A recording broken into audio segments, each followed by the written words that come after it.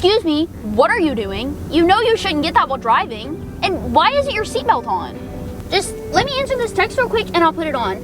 You know Mom hates when I don't answer my text. Besides, there's nobody else on the road and I know what I'm doing. Does this look like they know what they're doing? Is it worth it? I was on my way to a birthday party when another car hit us.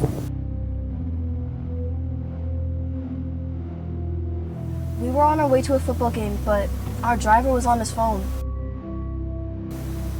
No one thought anything of it. Was it worth it?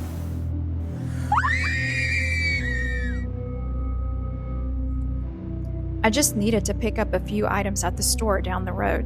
I didn't think I needed my seatbelt, but that deer ran into the road.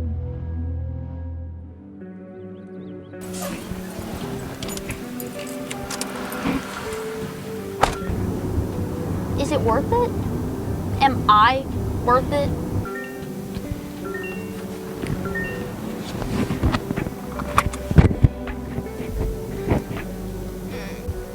Am I worth it?